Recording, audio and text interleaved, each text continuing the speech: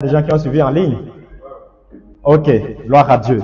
Alors, pendant le réveillon, le pasteur m'avait demandé de conduire un temps de prière. Et sur le champ, il y a quelques versets que le Seigneur m'avait mis à cœur. Et quand je suis rentré, c'est des passages qui m'ont beaucoup parlé. J'ai senti en moi que c'était un message d'orientation pour l'année 2025. Bien sûr qu'on a déjà la vision. Et ce matin, j'ai à cœur, c'est vrai qu'on a déjà fait le réveillon, mais j'ai vraiment à cœur que nous puissions prier pour consacrer cette année que nous abordons et orienter l'année et remettre toutes choses entre les mains du Seigneur. Alléluia. Alors, je vais juste partager simplement le message que le Seigneur m'a mis à cœur. En introduction, je voudrais que nous puissions lire le texte. Versets 14 à 19. Dans la version Louis II, la Bible dit, pendant que Dieu est en train de créer, Dieu dit qu'il y ait des luminaires dans l'étendue du ciel pour séparer le jour d'avec la nuit, que ce soit des signes pour marquer les époques, les jours et les années, et qu'ils servent de luminaires dans l'étendue du ciel pour éclairer la terre. Et cela fut ainsi. Dieu fit les deux grands luminaires, le plus grand luminaire pour présider au jour et le plus petit luminaire pour présider à la nuit. Il fit aussi les étoiles. Dieu les plaça dans l'étendue du ciel pour éclairer la terre, pour présider au jour et à la nuit, et pour séparer la lumière d'avec les ténèbres. Dieu vit que cela était bon. Ainsi, il y eut un soir et il y eut un matin. Ce fut le 4e jour. Alléluia. Ce texte me parle en particulier parce que nous sommes en train de voir Dieu poser un acte, je veux dire, de marquer, nous montre que les temps sont marqués par des signes et des époques. Parce que la Bible dit que Dieu a créé les luminaires, n'est-ce pas, pour marquer, il dit que ce soit des signes, pour marquer les époques, les jours et les années. Ce qui veut dire que dans la pensée de Dieu, lorsqu'on parle des saisons, lorsqu'on parle des époques, c'est que les saisons sont censées être marquées par des signes particuliers qui nous permettent de distinguer une saison d'avec une autre saison. Alléluia. Donc, il n'y a pas de saison neutre. Il n'y a pas d'année neutre. Est-ce que vous voyez? Dieu lui-même est le premier qui consacre, sinon qui marque des signes pour distinguer les temps, séparer les époques et consacrer, caractériser les saisons. Et quand vous lisez en réalité toute l'histoire de la création, Dieu est en train de faire la même chose. C'est très marquant. Parce que, qu'est-ce qu'on nous dit? On nous dit, ça c'est pas notre texte, mais quand on nous dit dans le verset 3, n'est-ce pas, au premier verset, on dit qu'au commencement, Dieu créa les cieux et la terre. Et la terre était informe et vide. Et il y avait les ténèbres à la surface de l'abîme. Et puis au verset 3, on nous dit, Dieu dit que la lumière soit. Et la lumière fut. Et Dieu vit que la lumière était bonne. Alors Dieu sépara la lumière d'avec les ténèbres. Et Dieu appela la lumière jour, il appela la ténèbre nuit. Ainsi il y eut un soir et il y eut un matin. Ce fut le premier jour. Et dans la Bible, on dit que c'était le jour 1. Et quand vous allez ensuite partir, vous allez voir qu'au jour 2, Dieu va dire qu'il y a une étendue, n'est-ce pas, pour séparer les eaux d'avec les eaux. Et ce sera le jour 2. Le jour 3, Dieu va dire que les eaux qui sont sur la terre se rassemblent en un seul endroit et que le sec paraisse. Donc, on voit donc que Dieu marque chaque jour avec des événements particuliers. Vous voyez, c'est pas que Dieu se met seulement à compter les jours. Bon, aujourd'hui c'est lundi, mardi, mercredi, non. C'est-à-dire qu'il y a des événements particuliers qui, dans le plan de Dieu, marquent le jour 1, qui ne sont pas les mêmes événements qui marquent le jour 2, qui ne sont pas les mêmes choses qui marquent le jour 3. Et quand on y va plus loin, on voit que le jour 1 est marqué, c'est le jour de l'avènement de la lumière, n'est-ce pas? La lumière qui a vaincu les ténèbres, la lumière qui a dominé les ténèbres, qui a neutralisé les ténèbres. Et vous savez très bien que ce n'est pas la lumière du soleil, puisque le soleil est créé le 4e jour. Donc, on nous parle d'une lumière qui n'est pas la lumière du soleil. Et des ténèbres qui ne sont pas les ténèbres de la nuit lorsque le soleil se couche. Alléluia. Et nous savons que la lumière, la véritable lumière qu'est-ce que l'évangile de Jean dit? Jean chapitre 1, n'est-ce pas? Il y eut un homme venu de Dieu, son nom était Jean. Il est venu pour rendre témoignage à la lumière. Lui-même n'était pas la lumière, mais il est venu pour rendre témoignage à celui qui était la lumière. Et cette lumière, qui était la véritable lumière, c'est celle lorsqu'elle vient dans le monde, elle éclaire toute chose, tout homme, n'est-ce pas?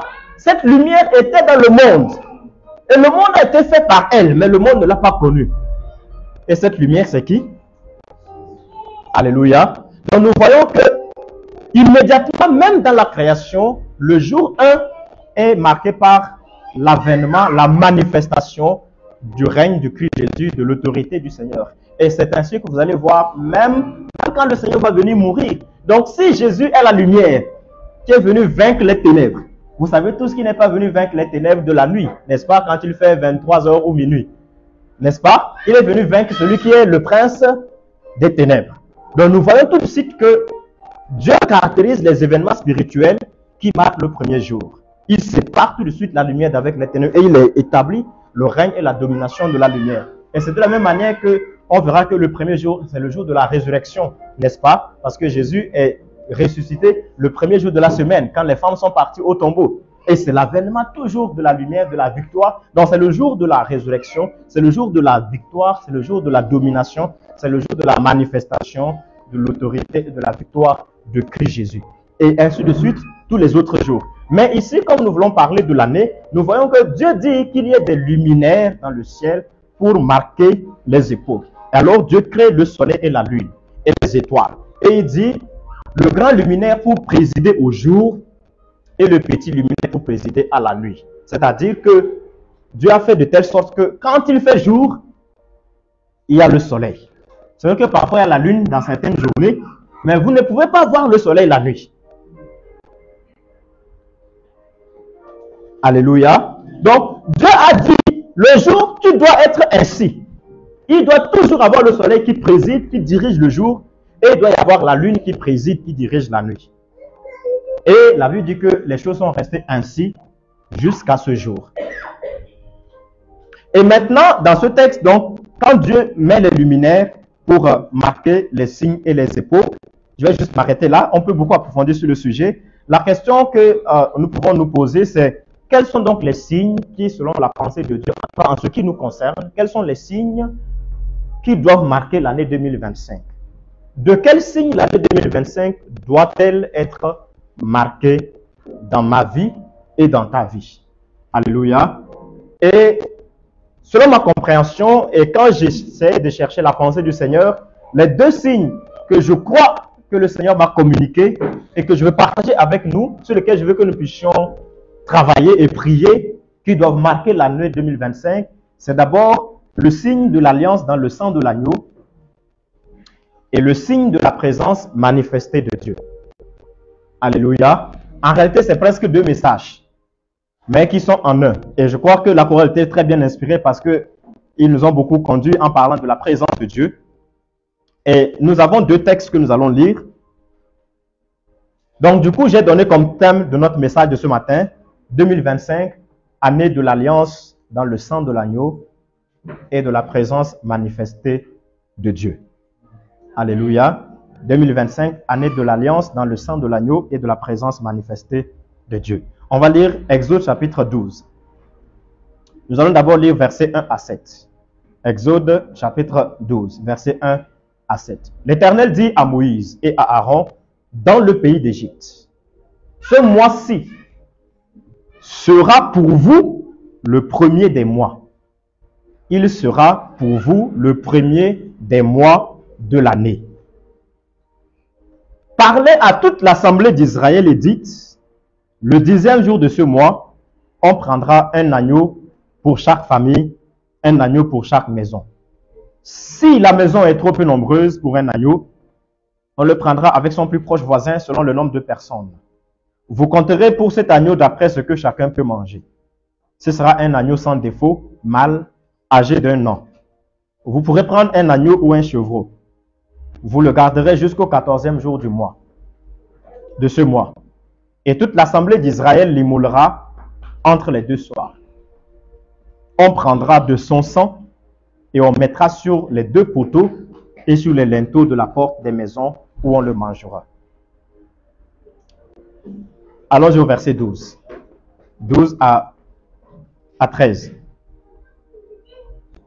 Cette nuit-là, je passerai dans le pays d'Égypte, et je frapperai tous les premiers-nés du pays d'Égypte, depuis les hommes jusqu'aux animaux, et j'exercerai des jugements contre tous les dieux d'Égypte. Je suis l'Éternel. Le sang vous servira de signe sur les maisons où vous serez. Je verrai le sang et je passerai par-dessus vous. Et il n'y aura point de plaie qui vous détruise quand je frapperai le pays d'Égypte. Venons maintenant au verset 29 à 33. Verset 29. Au milieu de la nuit, l'Éternel frappa tous les premiers-nés dans le pays d'Égypte. Il faut bien noter que Dieu il n'est pas dit que Dieu a frappé les premiers-nés des Égyptiens ou les premiers-nés qui ont la nationalité égyptienne. C'est que dans la pensée, tout ce qui est premier-né était concerné par la frappe.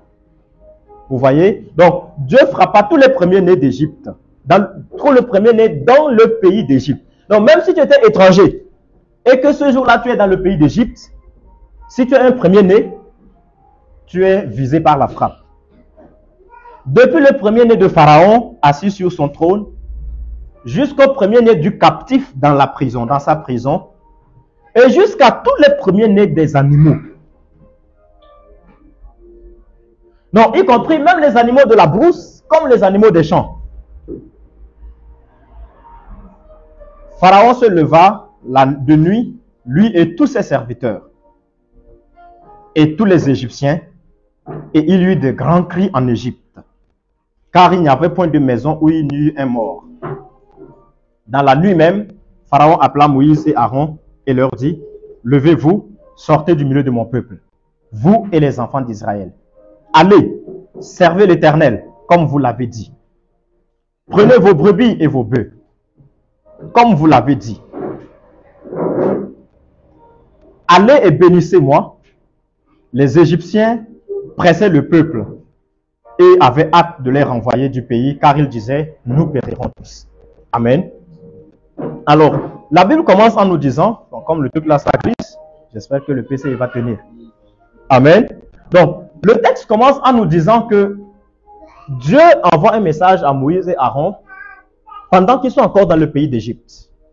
Donc, c'est-à-dire qu'ils sont encore dans une atmosphère spirituelle qui est contrôlée par la domination de Pharaon et par les dieux d'Égypte. D'accord? Donc, ils sont dans une atmosphère spirituelle qui est hostile, qui n'est pas forcément ouverte, qui n'est pas forcément le plus favorable. Mais ça n'a pas empêché que Dieu vienne leur parler. Et Dieu leur dit, à partir d'aujourd'hui, je vais établir pour vous un nouveau calendrier. Dieu dit, ce mois-ci, donc le mois où Dieu vient leur parler, Dieu dit, ce mois-ci sera désormais pour vous le début de l'année, le premier mois de tous les mois de l'année. Donc, si Dieu dit cela, ça veut dire que jusqu'à présent, ce mois n'était pas forcément le premier mois de l'année. N'est-ce pas? Parce que, comme d'habitude, nous comptons la semaine à partir de lundi. Alors, si un jour maintenant, je ne sais pas, un pays comme le Togo prend une nouvelle loi et puis dit, bon, désormais le premier jour de la semaine, ce sera le lundi. Est-ce que ça a du sens? Ça ne veut rien dire, puisque le premier jour, c'est déjà le lundi. Par contre, si on dit au Togo, désormais le premier jour de la semaine, ce sera le dimanche. Là, on va savoir que la loi a changé, oui ou non. Donc, si Dieu vous dit, ce mois-ci sera pour vous désormais le premier mois, ça veut dire que Dieu est en train de changer complètement le cycle de vie dans lequel le peuple était inscrit. Alors, Dieu va marquer ce mois d'un signe en particulier qui marque un nouveau départ. Et nous voyons ici que ce signe, c'est le signe du sang de l'agneau. Dieu dit, vous allez prendre un agneau et vous allez l'immoler, vous allez mettre le sang de l'agneau, n'est-ce pas, comme signe sur les portes, les linteaux de vos maisons. Et Dieu dit que à cause de ce signe qui sera marqué, ce sera comme une alliance. Ce sera même pas comme ce sera une alliance. C'est une alliance entre Dieu et le peuple. Et nous voyons que cette alliance, elle a beaucoup d'implications. En tout cas, ce signe de l'alliance dans le sang de l'agneau, elle a beaucoup d'implications. Tout d'abord, Dieu dit, à partir de maintenant, l'ange de la mort va passer dans tout le pays. Donc, il y a un événement cataclysmique qui va visiter le pays tout entier. Personne ne va y échapper. C'est comme quand c'est une crise mondiale. Personne ne va y échapper. Mais le Seigneur dit aux enfants d'Israël que le sang de l'alliance va parler pour vous. Même si tout le pays est marqué par le sang et par la mort, l'ange de la mort n'aura ni le pouvoir ni l'accès pour entrer dans vos maisons, parce que moi, Dieu, je verrai le sang qui est marqué sur les maisons où vous êtes. Amen. Donc, premièrement, on voit que cette alliance-là, ce premier mois, Dieu le marque avec un signe qui établit la victoire sur l'ange de la mort, sur les œuvres de la mort, sous toutes ses formes. Alléluia. On peut le prendre aussi bien sur le plan physique comme sur le plan spirituel. Parce que la mort, vous savez très bien que la mort, en réalité, c'est pas la mort, c'est pas juste seulement un phénomène physique, mais c'est aussi un phénomène spirituel. En réalité, la mort, c'est même pas un phénomène. J'ai envie de dire que la mort, c'est une personne. C'est une personne spirituelle. Ça vous paraît bizarre parce que les gens me regardent si la mort, c'est une personne. N'est-ce pas, mon frère Prince? Quand vous lisez le livre d'Apocalypse, vous lisez les jugements. Quand vous lisez la partie sur les jugements du trône, qu'est-ce qu'on nous dit? Lorsque tous les morts ressuscitent, la mer relâche les morts qu'elle retient. Tous ressuscitent, tous sont jugés, n'est-ce pas? Ceux qui doivent être jetés dans le feu, ils sont jetés dans le feu. À la fin, qu'est-ce qu'on nous dit? À la fin, on nous dit que la mort et le séjour des morts, eux aussi sont jetés dans le temps de feu et que c'est là la seconde mort. Donc, c'est comme si la mort elle-même va mourir. Vous voyez? Donc, est-ce qu'on peut jeter un phénomène dans les temps de feu? N'est-ce pas? Tous ceux qui seront jugés et qui seront condamnés, ce sont des gens qui sont capables d'entendre le jugement, n'est-ce pas? Vrai ou faux? Ce sont des gens qu'on est capable de saisir et de les jeter dans les temps de feu. Vous voyez? Donc, c'est pour montrer la dimension spirituelle jusqu'à quel niveau les réalités que nous vivons, en fait, ont des racines et des représentations spirituelles. Donc, quand Dieu dit que l'ange de la mort va passer, c'est vraiment une visitation spirituelle qui va venir sur le pays de l'Égypte. Mais quelle que soit la puissance et l'autorité de cet ange de la mort, elle n'a pas d'effet, elle n'a pas d'influence sur ceux qui étaient dans l'alliance, dans le sang de l'agneau. Donc, on voit que le premier mois est marqué par ce signe du sang de l'alliance, mais ce n'est pas tout. Deuxièmement, nous voyons que c'est aussi le sang de la sortie d'Égypte. C'est le sang de la délivrance. N'est-ce pas? Puisque, après que le jugement se soit passé, qu'est-ce qu'on dit? Le Pharaon et son peuple. Jusque-là, ils n'avaient pas voulu libérer les enfants d'Israël. Mais maintenant, c'est eux qui sont pressés pour faire partir le peuple. Ils sont obligés. C'est comme si, je vais prendre une image très simple pour que nous puissions comprendre. C'est comme si quelqu'un était pris dans des liens spirituels. On a fait des délivrances, on a prié, mais ça n'a jamais passé. On a prié, ça n'a jamais passé. Mais Dieu dit, cette fois-ci, je vais étendre ma main, de telle sorte que Moïse et Aaron n'auront plus besoin d'aller voir Pharaon pour lui supplier encore, laisse-nous partir. C'est Pharaon lui-même qui va venir les chercher et qui va les presser pour partir. Alléluia. La délivrance est tellement totale que ce ne sont pas eux qui fuient l'Égypte, mais c'est Pharaon qui fuit leur vie. Alléluia. À cause du sang de l'agneau. Dans 1 Jean, lorsque le Seigneur parle de la sainteté, il dit que celui qui est né de Dieu ne pêche pas. Au contraire, celui qui est né de Dieu se conserve pur et le malin ne le touche pas. Donc, ça veut dire que le malin sait les gens qu'il a le droit de toucher et il sait les gens qu'il n'a pas le droit de toucher. Et le sang de l'alliance, dans le sang de l'agneau, est l'un des signes qui, lorsqu'elle est marquée sur les gens, fait que le malin reconnaît qu'il n'a pas le droit sur ces personnes. Alléluia. Donc c'est le sang ici, n'est-ce pas? Le sang de la victoire et de la délivrance. Et bien sûr, vous voyez en même temps que, aussi bien le premier jour, c'est comme j'ai dit en introduction, qui était marqué par le signe de la victoire de la lumière qui est Christ. Le sang de l'agneau c'est qui? C'est qui l'agneau de Dieu qui ôte le péché du monde? C'est encore Christ. Vous voyez que même le début de l'année, même le premier mois, Dieu institue, premier mois, le signe de la victoire de Christ. Le signe de la victoire de Christ. Le signe de l'œuvre de la croix, le signe de l'alliance dans le sang de Jésus. Et puis une dernière chose, c'est que nous constatons que toutes les personnes qui étaient dans la maison où il y avait le sang de l'alliance, que ce soit, même s'il y avait un Égyptien, supposons par exemple qu'il y a des Hébreux qui ont des amis égyptiens. Si le jour-là, il y avait un premier-né qui était égyptien, qui s'est trouvé chez son ami hébreu où on a mis le sang de l'alliance, l'ange de la mort ne va pas le toucher. Parce que ça ne dépendait pas de sa nationalité, ça dépendait de sous quel signe il est.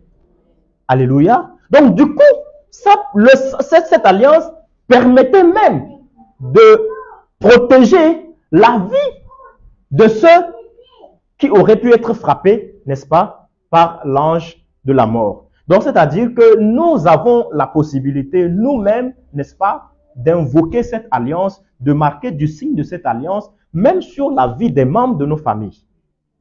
C'est l'alliance, le sang de l'alliance qui parle en notre faveur. C'est le sang de l'alliance qui a été donné en rançon pour nos péchés. Alléluia. Une fois, lorsque nous avons parlé à la veillée où on avait prié contre les œuvres de la mort à l'église. Bon, moi, franchement, ça m'a marqué. Hein? Franchement, ça m'a marqué. Parce que quand j'ai vu un peu, généralement à cette période-ci, chaque jour, même avant la veillée, on avait toujours, presque chaque dimanche, on avait toujours dans les annonces, avis de décès, avis de décès, avis de décès. Et c'est sûr que c'est quelque chose qui a parlé à tout le monde.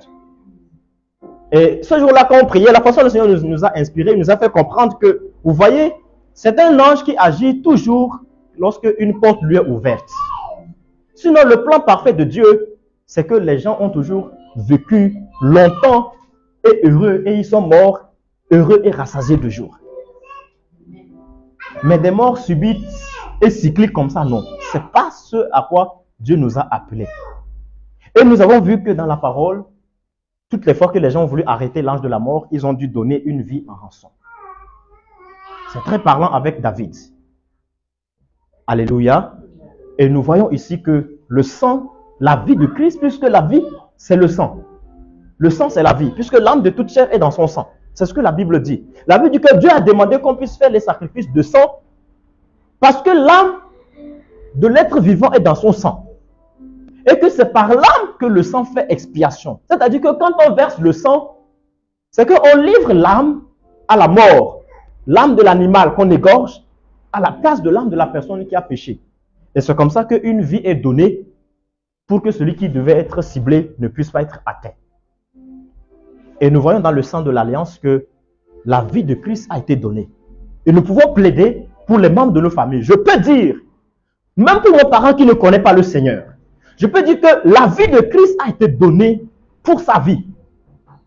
Et par conséquent, je peux refuser les réclamations de la mort sur lui. Alléluia.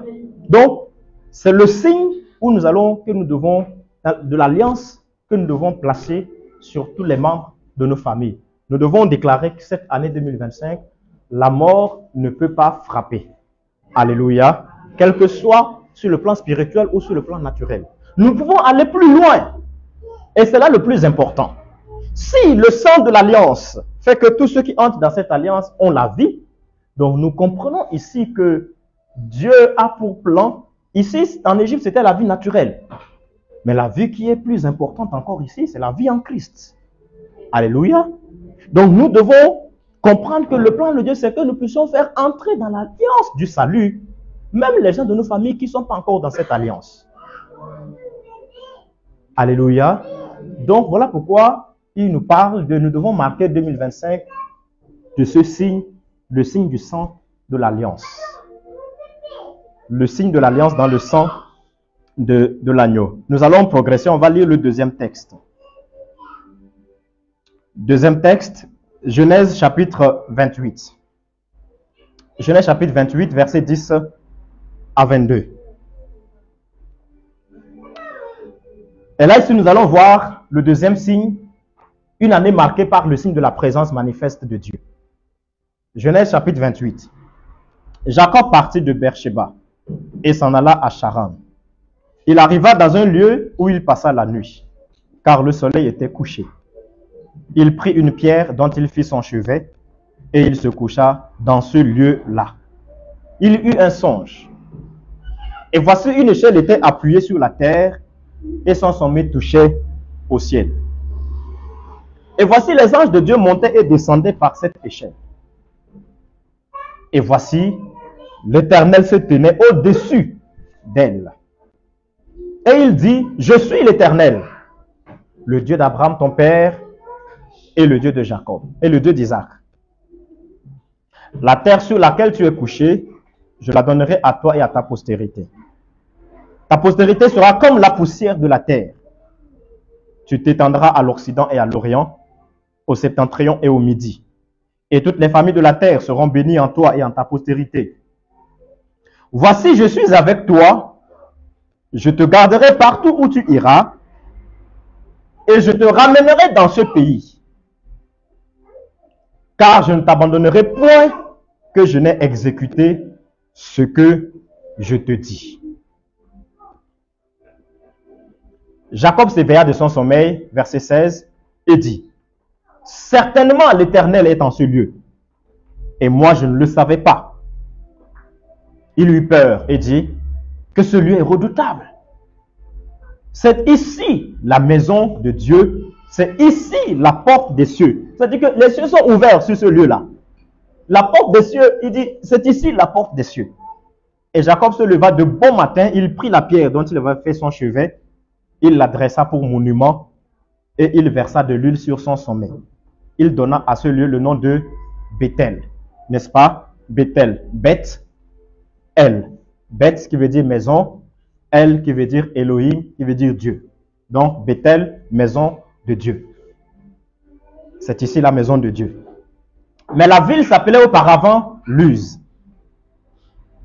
Jacob fit un vœu en disant, si Dieu est avec moi et me garde pendant ce voyage que je fais, s'il me donne du pain à manger et des habits pour me vêtir, et si je retourne en paix dans la maison de mon père, alors l'Éternel sera mon Dieu.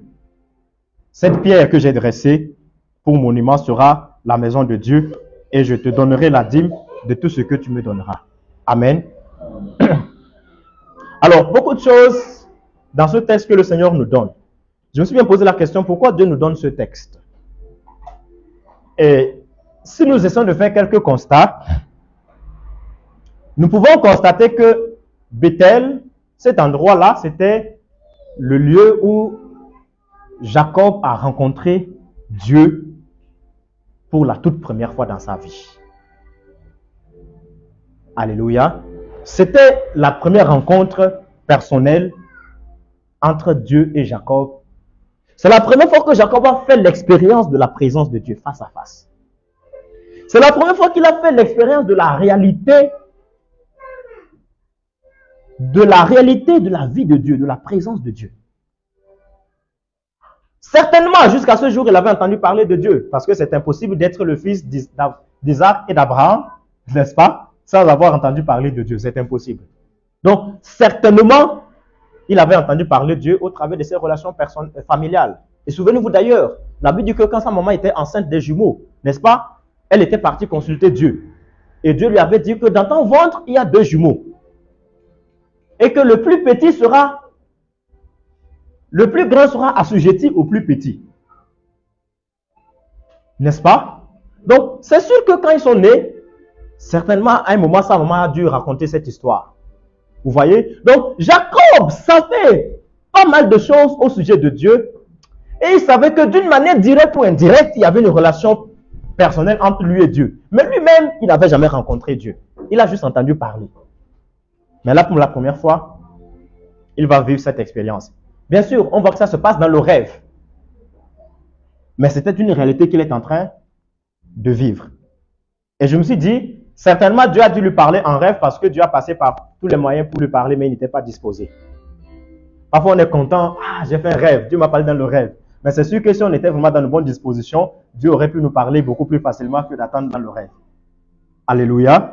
Parfois, certains d'entre nous, quand on cherche que Dieu nous parle, n'est-ce pas? Il faut que j'aille dormir pour que Dieu me parle. Est-ce qu'il y a des gens qui font ça? Je sais que vous faites ça parce que moi aussi je fais ça. Moi aussi, Alléluia. Pourquoi tu finis de prier? Tu veux que Dieu te parle. Et puis tu penses maintenant à des gens qui disent, quand on a fini de prier, j'étais là comme si je somnolais, je ne dormais pas. Du coup, j'ai commencé à avoir un petit sommeil là et puis Dieu m'a parlé. Et puis tu commences à attendre quand est-ce que le petit sommeil va venir. Pour que tu dormes, Dieu vienne te parler. Mais je peux t'assurer que si tu prends la parole de Dieu, tu commences à ouvrir, à commencer à lire, tu veux que Dieu te parle, il va te parler. Alléluia. Mais bref, donc, et où est-ce que cette rencontre se passe entre Jacob et Dieu? Jacob lui-même a dit, n'est-ce pas? Ici, c'est la porte des cieux. Ici, c'est la maison de Dieu. C'est le lieu de la présence de Dieu. C'est vrai que Dieu est présent partout. Mais sur cette partie, Dieu a dit, la terre sur laquelle tu es est une terre sainte.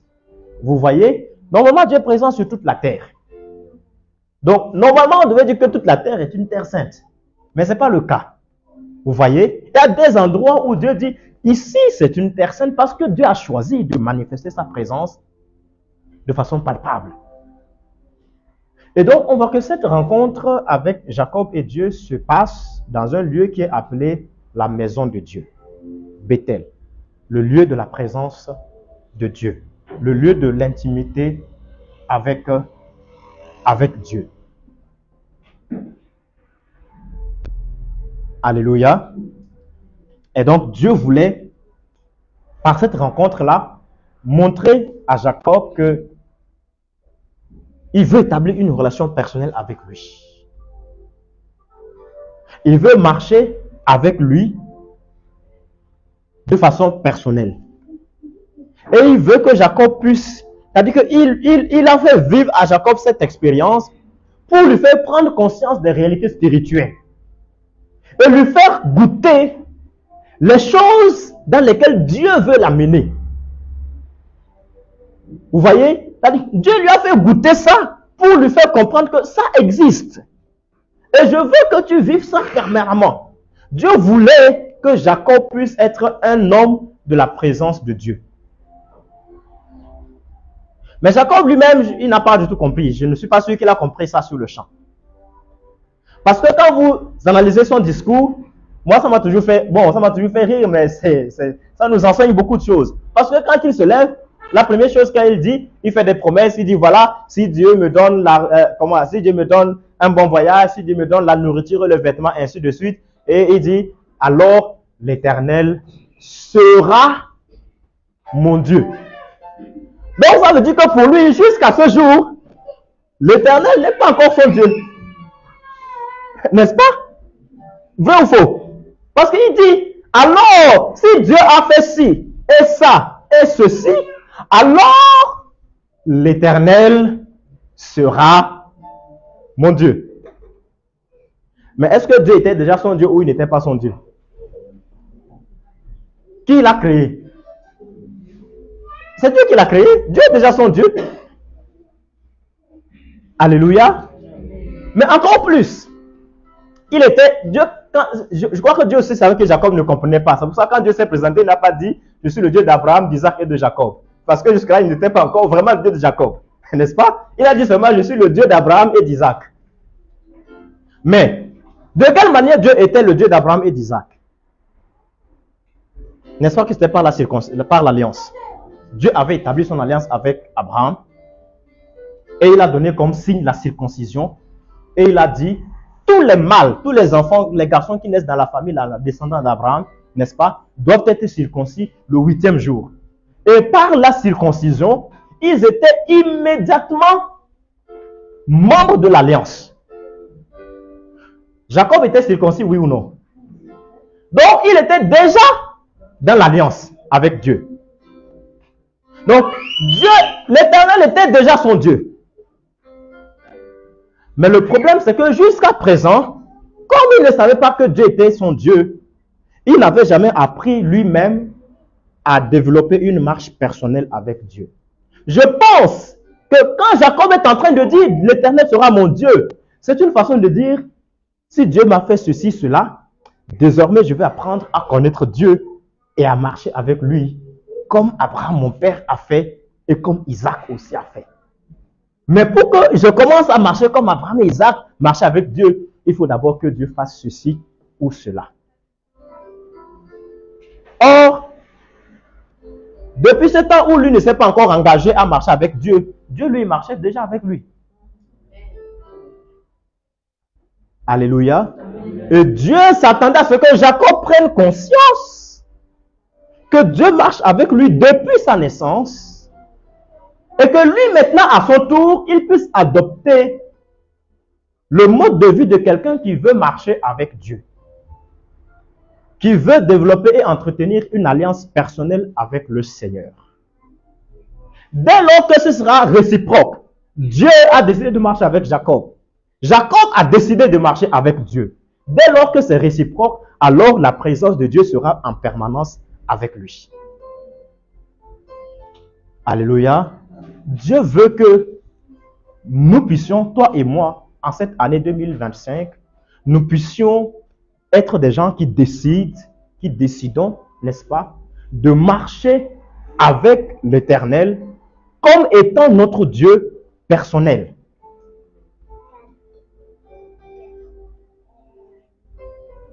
Même si on a reçu des prophéties, même si on a été bien enseigné parce qu'on est né dans une famille chrétienne. Mais jusqu'à présent, Dieu s'attend à ce que, à mon tour et à ton tour, il y ait une décision personnelle de ta part qui se dit, bon, ok, on a connu des gens qui ont marché avec Dieu. Bon, moi, j'ai connu des gens peut-être à distance, mais c'est des gens qui m'ont vraiment frappé.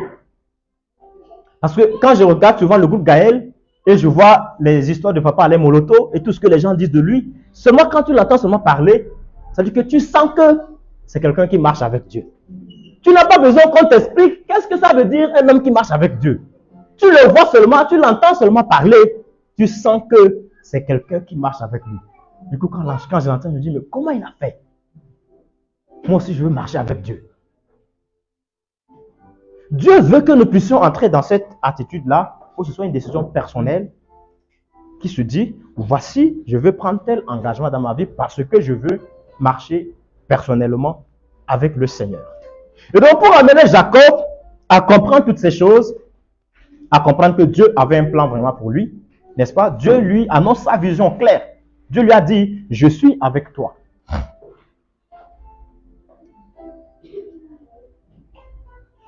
Dieu lui a dit, je relis un peu le texte.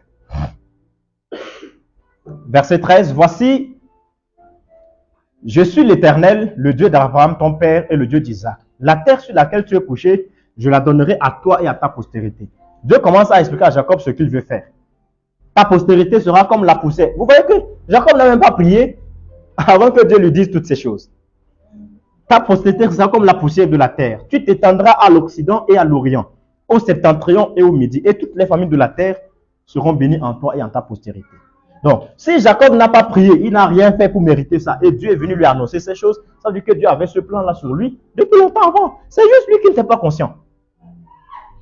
Et c'est lui qui n'avait pas découvert.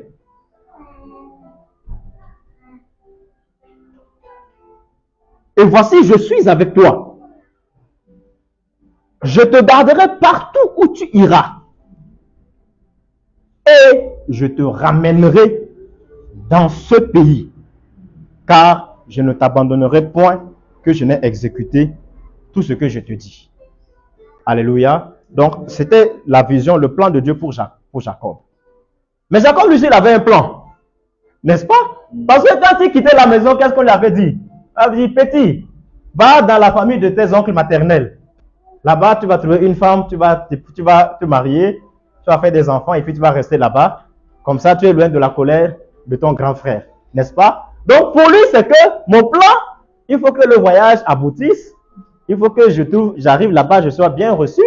Il faut que je trouve une belle femme. Comme ça, j'ai beaucoup d'enfants et puis ça va. Bon, maintenant, si Dieu permet qu'un jour, puisque là-bas, même si je suis bien, mais je suis quand même à l'étranger, j'aimerais bien être dans la maison familiale. Si Dieu permet un jour que je retourne dans la maison de mon père, alors l'Éternel sera mon Dieu. Lui, c'était ça son plan. C'est ainsi que toi et moi, nous avons des plans. On a des projets. Mais Dieu voulait, n'est-ce pas, que Jacob puisse changer de vision. Il puisse laisser de côté la vision que ses parents lui avaient donnée. Les parents donnent la vision selon leurs pensées, selon leur lecture de la circonstance. Ils ont dit non, si le petit là reste ici, il finira par être tué par son frère à cause de la colère. Donc il faut qu'on l'envoie ailleurs. Et lui, il est parti dans cette optique-là. Il n'avait pas d'autres ambitions. Voilà pourquoi il n'a même rien demandé à Dieu, à part la nourriture et le vêtement. Moi, je me dis, souvent nous blaguons en disant, ah, imagine maintenant, si le roi, Sa Majesté t'appelle, et puis te dit, demande ce que tu veux. Est-ce que tu penses que moi, je vais demander la nourriture et les vêtements? Vous voyez? Donc, le gars rencontre Dieu face à face. Et puis il dit, la nourriture et le vêtement.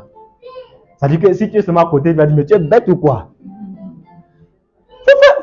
Faut faire comme la mère des fils de Zébédée. Seigneur, je veux que mes deux enfants ici, l'un soit à ta gauche et l'autre soit à ta droite.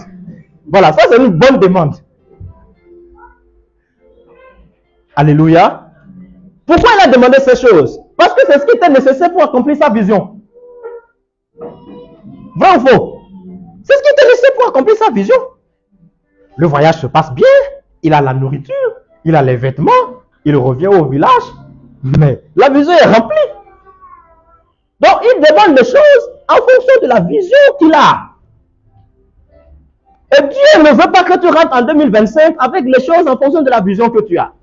Si c'est juste la vision de la nourriture et du vêtement.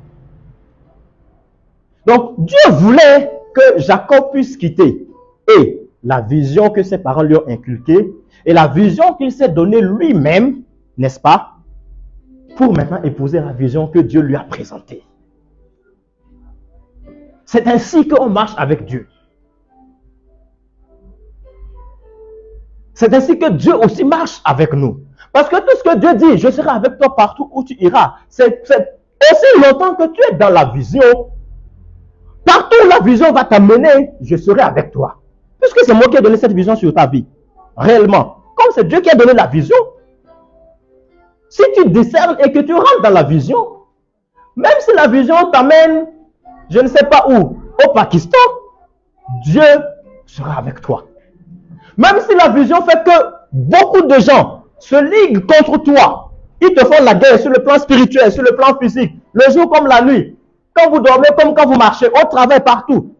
Mais tant que c'est la vision de Dieu qui a fait que tu te retrouves au milieu de ces gens, Dieu sera avec toi et malgré leur coalition, ils ne pourront jamais rien te faire.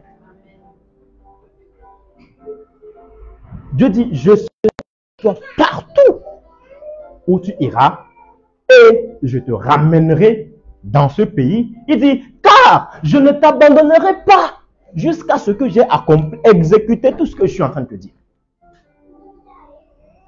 Est-ce qu'on peut faire plus fort que ça? Dieu dit, je ne t'abandonnerai pas jusqu'à ce que tout ce que je te dis soit accompli. Donc, ça veut dire que ce que Dieu veut, c'est un peu comme ce que nous avons lu, n'est-ce pas, dans les évangiles. Le Seigneur disait, vous avez entendu qu'il a été dit, n'est-ce pas, tu aimeras ton prochain et tu haïras ton ennemi, n'est-ce pas? Mais moi, je vous dis, aimez vos ennemis, priez pour ceux qui vous persécutent, n'est-ce pas? Donc, j'ai envie de te dire, vous avez entendu dire, n'est-ce pas, que chacun de vous, vous avez des visions, ainsi de suite. Mais moi, je vous dis, 2025, ce que le Seigneur veut, c'est que nous puissions quitter et la vision des hommes et la vision charnelle et humaine que nous avons nous-mêmes et que nous puissions entrer dans la vision que Dieu a sur nous. alors nous verrons véritablement la présence de Dieu se déployer dans nos vies. Nous verrons véritablement la main de Dieu puissamment à l'œuvre. Nous verrons réellement la gloire de Dieu manifeste dans notre vie comme pas possible. Alléluia. Je vais reprendre. J'ai trouvé le bon exemple. Voilà. Vous avez entendu dire que l'homme quittera son père et sa mère, n'est-ce pas? Et s'attachera à sa femme et les deux deviendront une seule chair. Mais moi, je vous dis, l'homme quittera la vision de ses parents, n'est-ce pas? Et du monde. Et sa propre vision. Et s'attachera à la vision de Dieu. Sur sa vie. Alléluia. C'est ainsi qu'il va vivre la glorieuse présence de Dieu en 2025.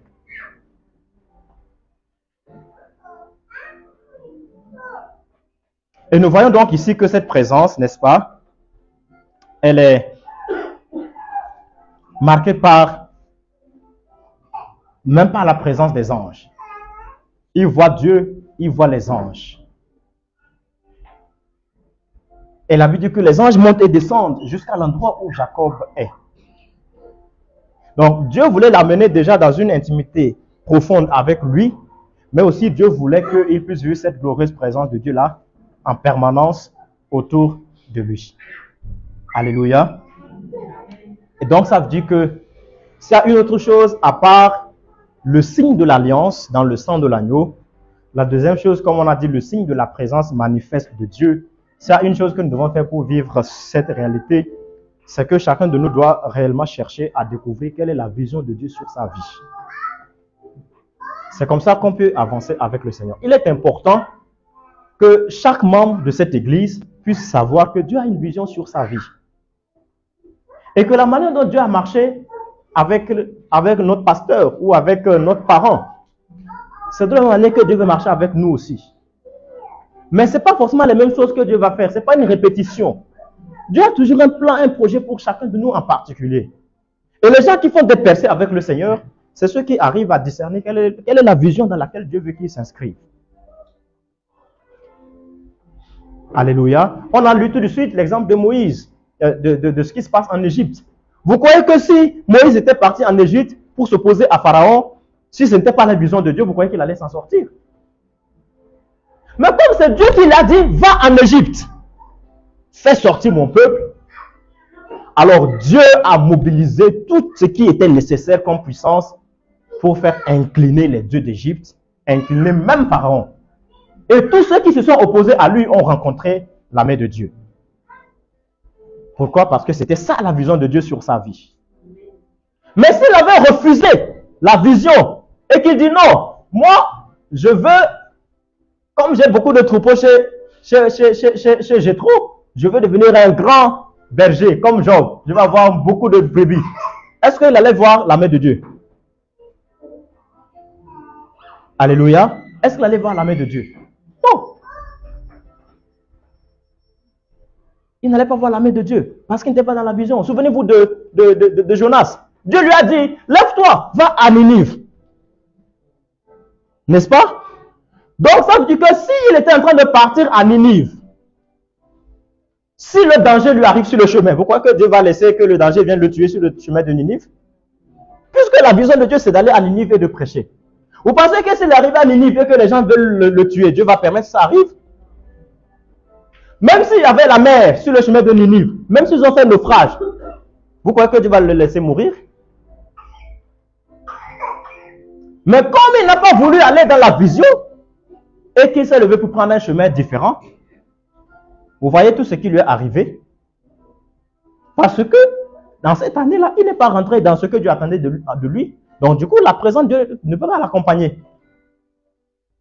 Et quand vous allez lire l'histoire de Jacob, là je vais terminer parce que je voulais juste nous présenter les deux éléments afin qu'on puisse prier. Vous allez vous rendre compte que je disais tout de suite que Jacob a mis du temps pour comprendre la pensée que Dieu avait pour lui, parce qu'il va commencer à commettre des erreurs. Parce que malgré tout ce que Dieu va lui dire ici, quand il va se lever, il va partir chez Laban. Il va faire tout le temps qu'il a passé là-bas. Mais quand il reviendra, souvenez-vous, lui il avait dit, il veut revenir habiter dans la maison de son père. Or Dieu lui avait dit que moi je vais te ramener dans ce pays, là où je te parle, où tu as appelé Bethel. Je vais te ramener dans ce pays. Dieu n'a pas dit je vais te ramener dans la maison de ton père. Mais lui il voulait toujours repartir de la maison de son père.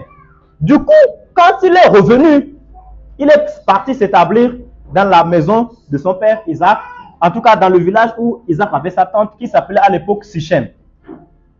Même quand vous lisez l'histoire, vous allez vous rendre compte que même Abraham lui aussi il habitait à Sichem. Isaac habitait là-bas. Lorsque vous lisez Josué 24, quand Josué dit « Moi et ma maison nous servirons l'Éternel », quand il rassemble le peuple, c'est toujours à Sichem. Et on nous dit qu'il y avait un monument, il y avait une pierre là-bas qu'on appelait le sanctuaire, qui marquait parce qu'Abraham avait construit un hôtel là-bas. Il y avait comme un lieu de la présence de Dieu là-bas. Vous voyez, il voulait habiter là-bas. Mais quand il est parti habiter là-bas, qu'est-ce qui s'est passé? Il avait 12 garçons et une fille.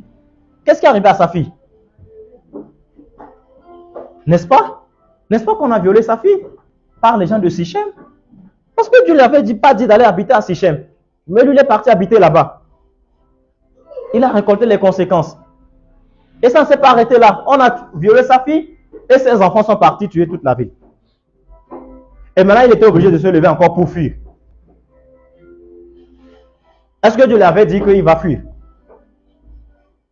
Vous croyez que la présence de Dieu allait permettre que ses enfants soient violés? Dieu qui déteste le viol.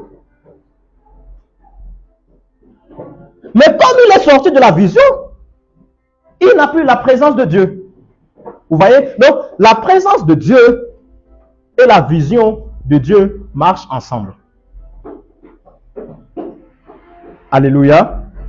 Donc, les deux marchent ensemble.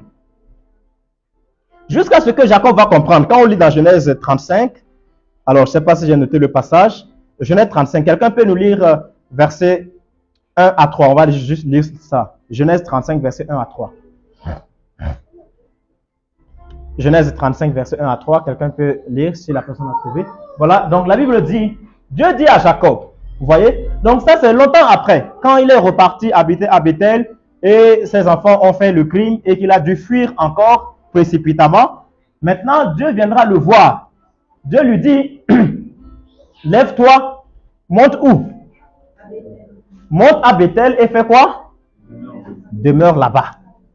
Parce que Dieu avait dit, je vais te ramener ici. Donc quand il a quitté chez Laban, là, il devrait venir habiter là-bas. Mais lui, il est parti habiter à Sichem. Donc Dieu lui dit, lève-toi, monte à Bethel, demeure là. Demeure-y. Là, tu dresseras un autel au Dieu qui t'a paru lorsque tu fuyais ton frère Ésaü. Donc Dieu fait quoi? Dieu lui rappelle la vision. Dieu lui dit, souviens-toi, il y a plusieurs années, quand tu étais encore jeune, tu quittais la maison familiale. Souviens-toi qu'un jour, tu as fait un rêve et je t'ai parlé. Est-ce que tu te souviens de ce que je t'avais dit? C'est ça la vision que j'ai sur ta vie. Retourne dans ces choses. Si Dieu lui dit retourne dans ces choses, c'est que maintenant il est sorti de la vision. C'est pour ça qu'il vit toutes les déboires qu'il est en train de connaître. N'est-ce pas? Et qu'est-ce qu'on dit? On continue. Jacob dit à sa maison et à tous ceux qui étaient avec lui, ôtez les dieux étrangers qui sont au milieu de vous, purifiez-vous et changez de vêtements. Nous nous lèverons et nous monterons à Bethel. Là, je dresserai un autel au Dieu qui m'a exaucé le jour de ma détresse et qui a été avec moi pendant le voyage que j'ai fait. Alléluia. Vous voyez, il a mis beaucoup de temps pour finalement se rendre compte que, ah bon, donc le rêve de Bethel là, c'est ça le plan de Dieu sur sa vie. Peut-être que Dieu m'a parlé dans un rêve. Peut-être que Dieu t'a parlé dans un rêve. Peut-être que Dieu nous a parlé d'une manière ou d'une autre. Et Dieu dit, souviens-toi, qu'est-ce que je t'avais dit? Est-ce que tu es en train d'agir comme Dieu dit à Jacob? Tu vois, tu n'es pas encore en train d'agir comme je t'ai parlé. Alléluia. Parce que c'est ça la vision de ta vie. Et tu ne peux pas réellement vivre le plein potentiel de Dieu jusqu'à ce que tu viennes entrer dans la vision que Dieu a établie dès le départ.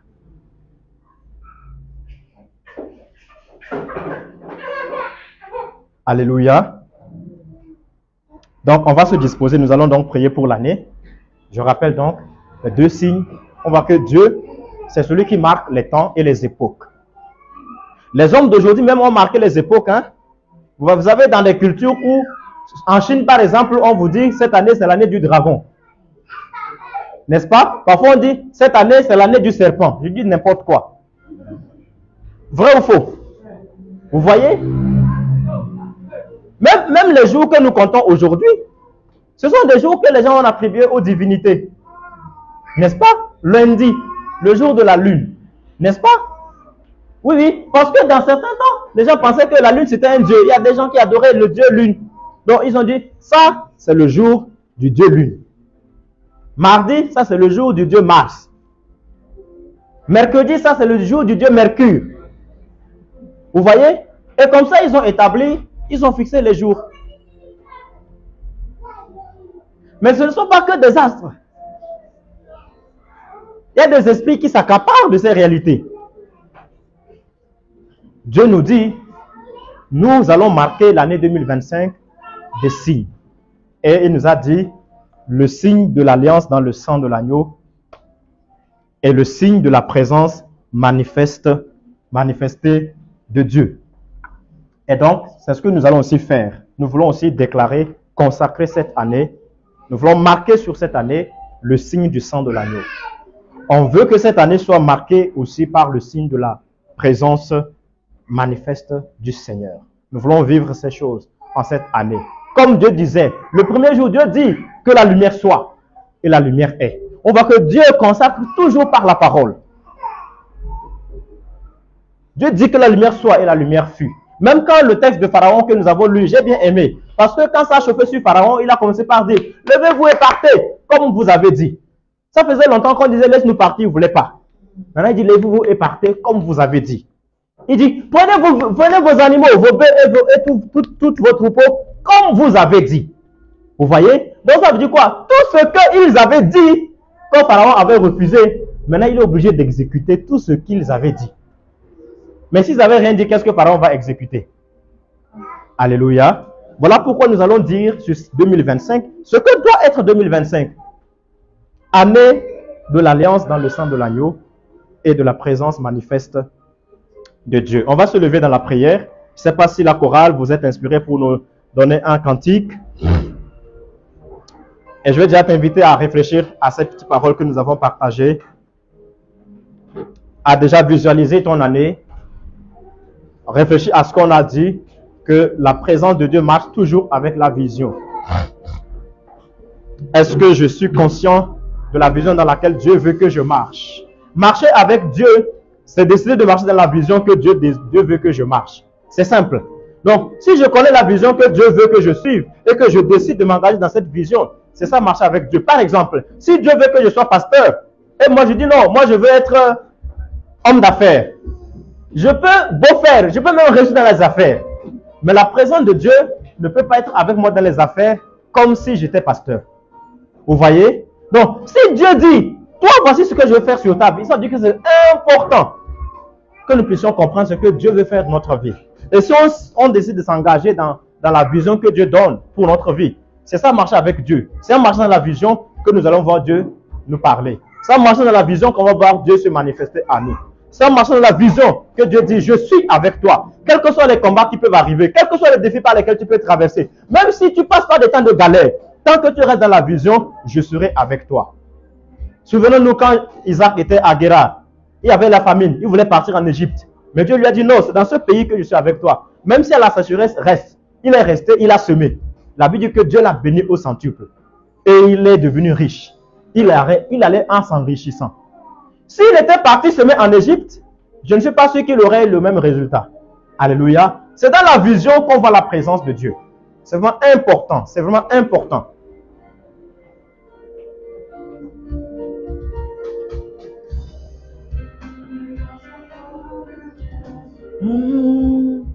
Ta présence en moi et une autre dimension de toi.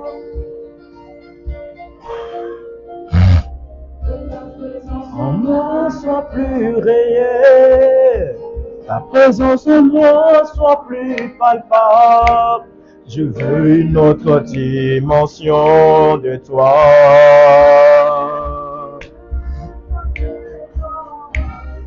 Ta présence en moi soit plus réelle. Ta présence en moi soit plus palpable. Je veux une autre dimension de toi. Ta présence en moi soit plus réelle.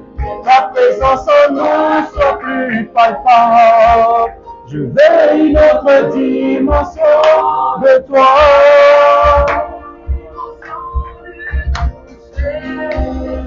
Dimension du toucher, la dimension de gloire, la dimension de puissance,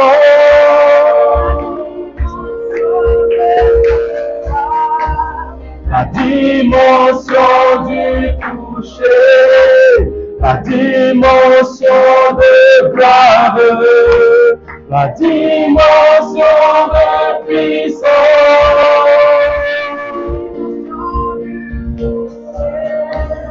la dimension du toucher, la dimension de gloire, la dimension de puissance. Alléluia. Nous allons commencer à parler au Seigneur. Dieu a placé les signes pour marquer les époques, pour marquer les saisons, pour marquer les années. Et Dieu a dit au peuple d'Israël, ce mois-ci sera pour vous le premier des mois de l'année. Le commencement de l'année est marqué par le signe du sang de l'agneau. Là pourquoi nous allons prier, nous allons marquer l'année 2025 par le signe de l'alliance dans le sang de l'agneau. Et tu vas prier afin que ce signe de l'alliance soit marqué sur ta famille.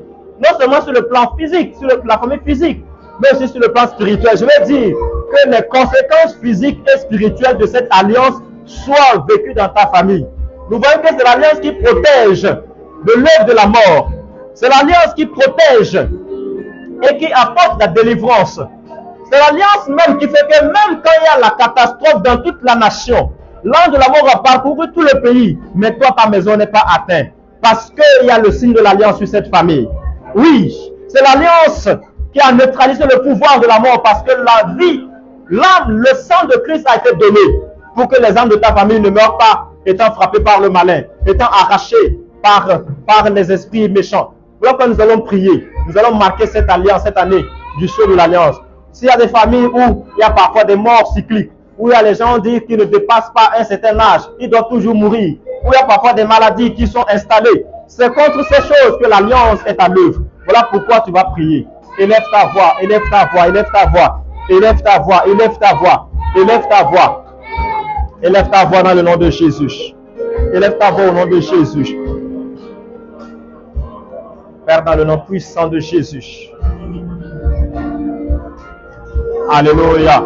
Je déclare au nom puissant de Jésus, Seigneur, comme les gens pouvaient mettre le sang sur les portes et les linteaux de leur maison, ainsi je viens placer le signe du sang de l'alliance de Christ Jésus, Seigneur Dieu de gloire, sur les portes spirituelles et physiques de ma maison. Au nom de Jésus, je déclare que cette alliance couvre la vie, cette alliance protège l'âme et la vie de toutes les personnes qui sont dans ma maison et qui sont de ma maison. Père, même si on n'habite pas sous le même bâtiment, mais je déclare au nom puissant de Jésus que le sang, le signe du sang de l'alliance est marqué sur leur vie. Ainsi, je scelle la vie de mes frères et de mes sœurs de sang. Oui, dans le nom puissant de Jésus. Même de voir ceux qui ne te connaissent pas encore, mais parce que j'ai reçu la grâce de placer le signe de l'alliance, je déclare de voir que pour leur vie, sur cette année, Seigneur de gloire, le sang de l'alliance part dans le nom de Jésus.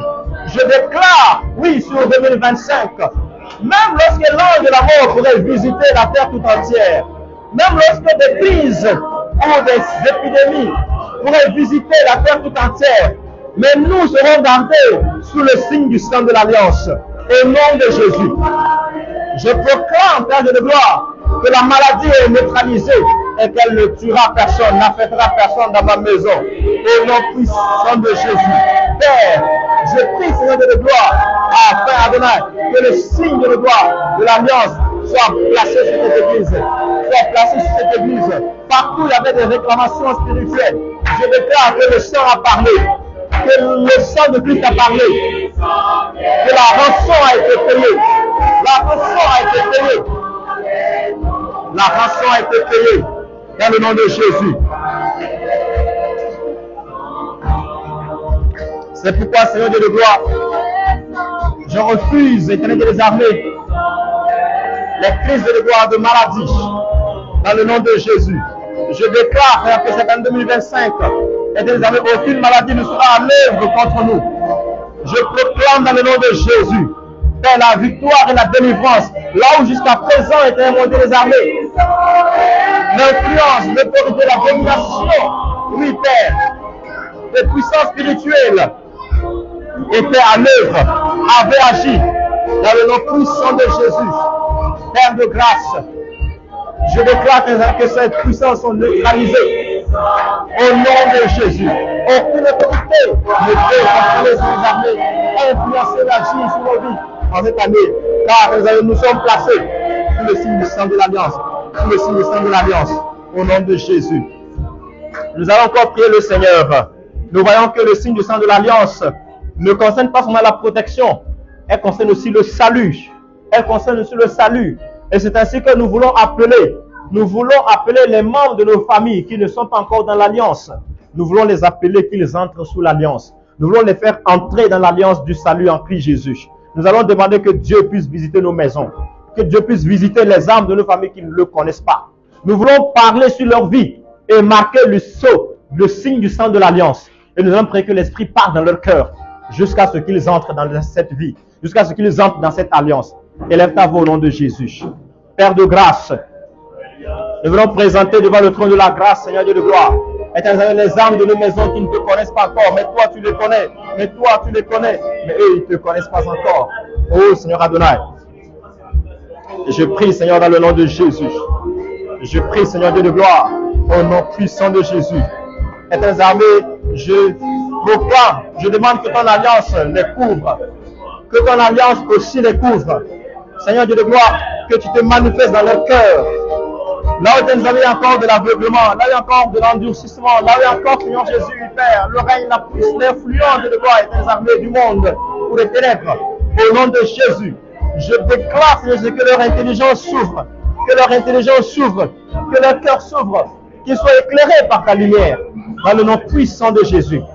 Père Adonai, et que Seigneur Jésus, qu'il vienne dans l'alliance, qu'il vienne dans l'alliance, qu'il vienne dans l'alliance, qu'il vienne dans l'alliance, qu'il vienne dans l'alliance. Au nom de Jésus. Au nom de Jésus. Au nom de Jésus. Au nom de Jésus. Alléluia. Gloire à Dieu. Nous allons encore prier le Seigneur pour le deuxième signe. Le signe de la présence manifestée de Dieu. Dieu a dit à Jacob, voici je suis avec toi. Je ne t'abandonnerai pas jusqu'à ce que j'ai exécuté tout ce que je t'ai dit. Je t'accompagnerai, tu vas marcher dans la vision à partir de maintenant et je serai avec toi en toutes choses. Nous allons prier le Seigneur. Peut-être comme Jacob, on a peut-être mis du temps pour comprendre la vision que Dieu avait sur nous. Peut-être nous, notre vision était limitée comme lui. Voilà, on veut seulement juste réussir le voyage. Donc, nous, on était focalisés sur ce qui était nécessaire pour réussir la vie selon que nous l'avons conçue. Et on a oublié la vie que Dieu a conçue sur nous. Mais nous allons prier le Seigneur. Si on n'a pas vraiment compris quel est le plan dans lequel Dieu veut marcher avec nous, nous allons prier que le Seigneur se révèle à nous. On va demander à Dieu la grâce de connaître la vision qu'il a sur notre vie. Alléluia. De connaître la vision qu'il a sur notre vie. Nous avons dit, Seigneur, je veux marcher avec toi. Jacob avait dit, l'Éternel sera mon Dieu. Oui, je veux marcher avec toi, mais je veux marcher dans la vision que tu as établie sur ma vie. Et si je ne connais pas cette vision, je prie que Dieu me parle, que Dieu m'instruise. Alléluia. Si je connais déjà la vision, alors je prie que Dieu me donne la grâce et la force d'aller dans la profondeur. Car j'ai la certitude que tant que je serai dans cette vision, tous ceux qui se leveront contre moi et tomberont sous mon pouvoir. Tous ceux qui viendront me combattre, c'est eux qui seront châtiés. Parce que moi, je demeure dans la vision. Élève la voix au nom de Jésus. Dieu a dit, Seigneur, je ne veux pas marcher ailleurs que dans la vision. Moïse pouvait dire, Seigneur, nous ne pouvons pas avancer si toi-même tu n'es pas avec nous. Seigneur, je ne veux pas continuer à vivre en attendant. Non.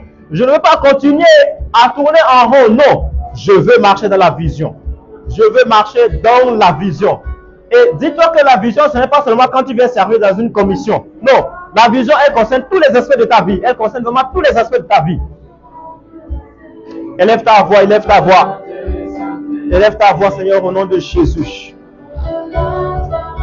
Père de grâce, oh mon Dieu de gloire, je te supplie, Seigneur, aide-moi à bien comprendre encore la vision.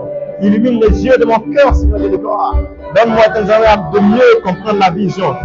De mieux comprendre la vision, car je veux marcher dans la vision. Et je sais que c'est dans cette vision que se trouve ma provision. Je sais que c'est dans cette vision que se trouve ma puissance. Je sais que c'est dans cette vision, Seigneur de gloire, que se trouve mon autorité. Que c'est dans cette vision que se trouve de gloire ma provision et ma providence. La providence de grâce, la providence de grâce, la providence de salut. La glorieuse présence de Dieu. Oh Seigneur, j'ai tant besoin de toi, Seigneur éternel. J'ai tant besoin de toi, Seigneur. Illumine les yeux de mon cœur. Car je peux même le voir pour ton peuple. Oh, je le vois beaucoup d'entre nous armés. Parfois nous tournons en rond et nous perdons beaucoup de temps parce que on a du mal à entrer dans la vision. Mais je prie que cette année, mon frère et ma soeur, entre pleinement dans la vision. Entre pleinement dans la vision, Seigneur, que tu crées les circonstances afin de nous propulser. Oui, de le voir dans la vision que tu as établie, afin que tu crées les circonstances, afin de le propulser, de le voir dans la vision, que tu crées les circonstances, afin de le propulser, Seigneur Dieu de gloire et Père Saint, dans la vision, Père, au nom de Jésus. Accorde cette grâce, accorde cette grâce, accorde cette grâce, accorde cette grâce, accorde cette grâce, au nom de Jésus. Alléluia. Alléluia. Alléluia. Alléluia. Merci Seigneur. Alléluia. Tu vas encore prier le Seigneur. On va prier pour ce dernier aspect de la vision de l'année. Nous avons parlé de la présence de Dieu. Je veux dire que tu puisses demander au Seigneur véritablement que sa présence puisse accompagner ta vie. C'est vrai qu'on sait que l'ange de Dieu campe autour de nous. Mais cette année, on veut le vivre de façon particulière. On veut que cette présence manifeste avec nous. Non pas seulement quand on est au temple, mais surtout quand on est hors du temple. Alléluia. Et puis, on va demander à Dieu de nous donner d'aller dans la profondeur de l'intimité avec lui. Vous voyez, ce qui est fascinant dans l'histoire de Jacob, nous avons dit que Dieu voulait amener Jacob dans une dimension spirituelle élevée. Mais Jacob, il a compris ça tard, presque à la fin de sa vie. Mais vous savez, Dieu a accompli cette vision. Dieu l'a amené vraiment dans une dimension spirituelle très élevée parce que Jacob, ce sera le premier qui va prophétiser la venue du Christ. Et c'est dans Genèse 49. Lorsque Jacob est en train de bénir les 12 tribus, il est le premier. Quand il bénit la tribu de Juda, il dit que le sceptre souverain et le bâton du législateur ne va pas quitter la maison de Juda jusqu'à ce que vienne le Shiloh et que les peuples l'adorent. Et quand vous lisez Hébreux chapitre 11, la Bible dit que c'est par la foi qu'il a dit cela. Or, dans Hébreux 11, tout ce que les gens ont dit par la foi, c'est des choses qu'ils ont dit étant poussées par l'Esprit de Dieu. Vous voyez? Donc, il est le premier à annoncer la venue du Shiloh. Donc, Dieu l'a amené forcément dans cette dimension spirituelle élevée, comme il avait montré le ciel ouvert, avec les anges qui montent et descendent. Dieu lui avait donné cela pour lui montrer que les réalités spirituelles existent et qu'il voulait faire de lui un homme spirituel élevé. Donc, c'est possible. Et nous allons demander à Dieu cette grâce. Que Dieu puisse nous amener dans une dimension spirituelle d'intimité plus profonde avec lui. Élève la voix au nom de Jésus. Seigneur,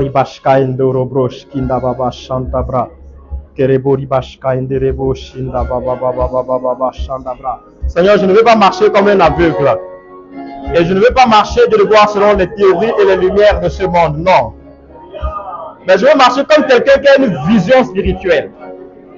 Je vais marcher désormais comme quelqu'un qui a une vision spirituelle derrière les réalités de ce monde. Je vais marcher désormais comme quelqu'un qui a vu et qui a compris. Comme Moïse en Égypte, il avait vu celui qui est invisible et il savait déjà les événements qui vont se suivre.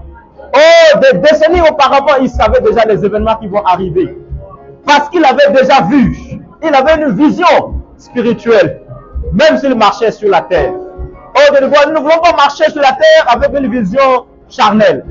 Nous ne voulons pas marcher sur la terre avec une vision de gloire inspirée de la philosophie, ou des théories, ou de ce que les hommes de ce monde enseignent, ou de tout ce qu'on donne comme sagesse ou comme lumière, ou simplement au gré des vents et des circonstances. Non. Nous voulons marcher comme des gens qui ont une vision spirituelle élevée, comme des gens qui ont un objectif, un but spirituel élevé, qui savent comment le monde tourne et où ils vont y aller. Seigneur éternel, amène-nous de gloire dans cette dimension d'intimité avec toi, là où tu révèles tes secrets, dans le lieu de ta présence, là où les anges de te montent et descendent. Là où lorsqu'on sort de ce temps, ta présence nous accompagne. L'atmosphère de ta glorieuse présence nous accompagne. Et tes anges nous accompagnent. Et cette présence, on peut le ressentir dans notre maison. On peut le ressentir, oui, Seigneur de gloire, dans nos vies. Oh, éternelles armées, le diable pouvait ressentir la présence de Dieu dans la vie de Job, parce qu'il a témoigné qu'il y a une muraille de feu qui entoure la vie de cet homme. Lui-même ne pouvait pas accéder à sa vie, parce qu'il y a une présence qui l'entoure.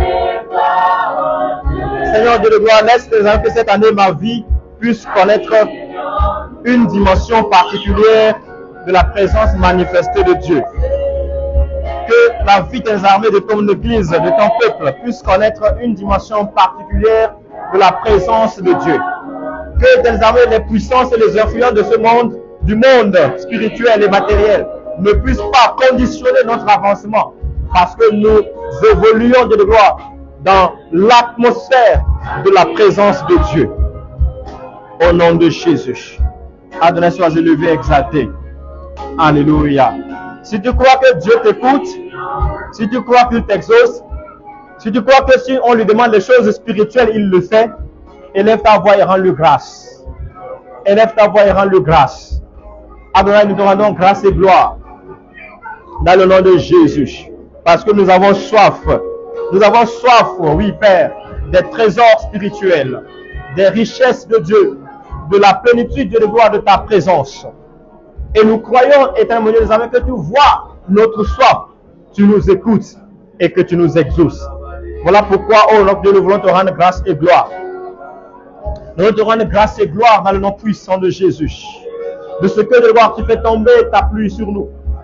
De ce que de les tu laisses ton ciel ouvert sur nous. Tu nous donnes de vivre, éternel, dans cette atmosphère de communication permanente avec le ciel. Tu nous donnes, éternel, qu'il y a une communication permanente de gloire sur notre vie, entre le ciel et la terre. Notre présence partout, dans un quelconque endroit, favorise une communication entre le ciel et la terre. Partout où nous sommes, il y a cette communication-là, Seigneur Dieu de gloire. Et il y a cette glorieuse présence des anges de Dieu. Il y a cette présence manifestée du Seigneur. Oui, dans le nom de Jésus. Éternel, et les ténèbres s'enfuient. Et les puissances du malin s'enfuient. Et les autorités spirituelles sont neutralisées. Parce qu'il y a cette glorieuse présence. Père, nous te rendons grâce et gloire. Nous te rendons grâce et gloire. Nous te rendons grâce et honneur. Louange et majesté.